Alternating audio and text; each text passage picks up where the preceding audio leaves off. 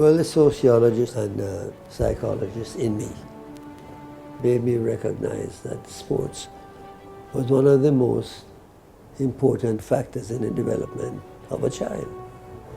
And it is one of the most active forces of change.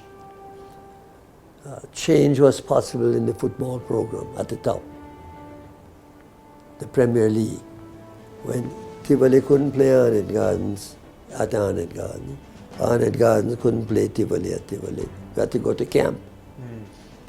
And when camp said, well, this is your last year. There was a peace initiative that was brokered by himself and Omar Davis, where both clubs, Tivoli Gardens, Arnett Gardens, also Boys Town, started to play games at each other's home ground. In the past, we were unable to do that because of political violence. Omar Davis had just built a stadium in Arnett Gardens, and he said, I'd like you to come and have a game there, and let us give the two sets of young people a chance to play together. We did it.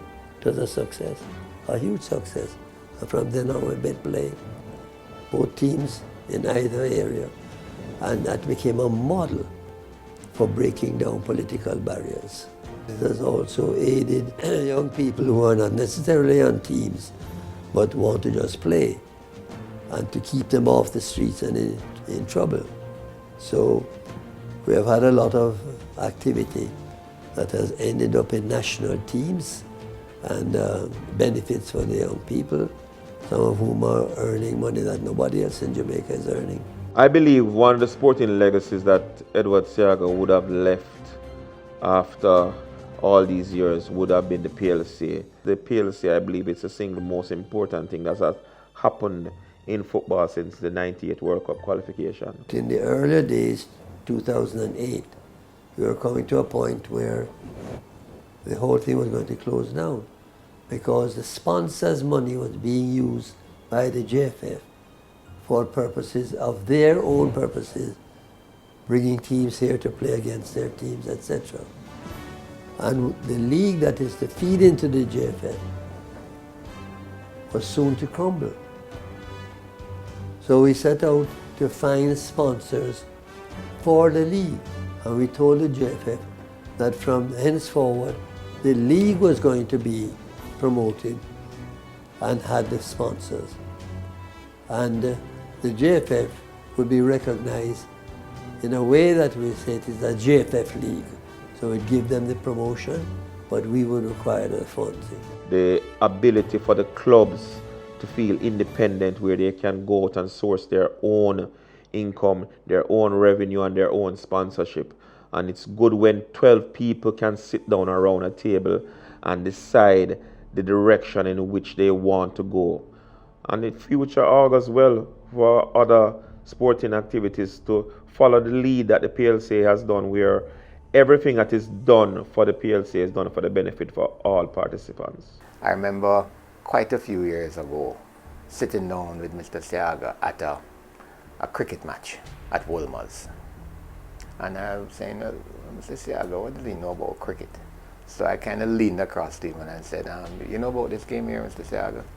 And he says, Don, I want to tell you, I used to be the wicketkeeper for the school. I said, like cricket? He said, yes, I played cricket for my school. And in fact, what is not widely known, Mr. Seaga was an all-round sports person because he played cricket, he played football, and he played hockey for the school. He was also involved in other sports, I believe, such as he was a good shooter and he was a good diver. Well, my first interaction with Mr. Seaga was in 1983. I was playing Manning Cup at the time, and he was Prime Minister at the time, as a matter of fact, and he was a staunch supporter of the Tivoli Gardens comprehensive team. So I remembered him coming to Sabina Park for that Tivoli St. George's College final, an elder statesman, and he was up in the George Headley in one of those boxes, and you could just see his stoic feature overlooking the Sabina Park. So, you know, I always had that vision in my mind. Later in life, I came to know him some more as the president of Tivoli Gardens, and having played for Boys Town, we always had some exciting encounters with both teams.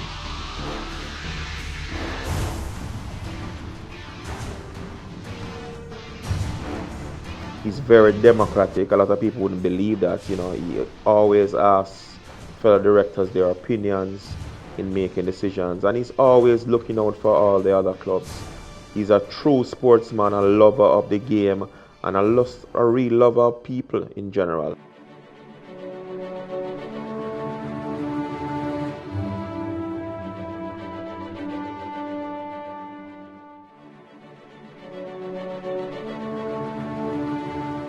Edward Seaga is the single most driving force for the success of a lot of the sporting activities down at Tivoli Gardens.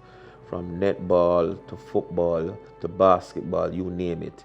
He's the president of all of these associations, and he's a driving force. He gets the support, he gets the financial backing that can make these teams go out on the court and perform. And that is why they are champions in all of these various sporting activities. So I believe that the blueprint is there for people to say his stewardship over the years has proven healthy, and I believe a lot of people are following him, and he's really an inspiration for a lot of sporting communities throughout Jamaica.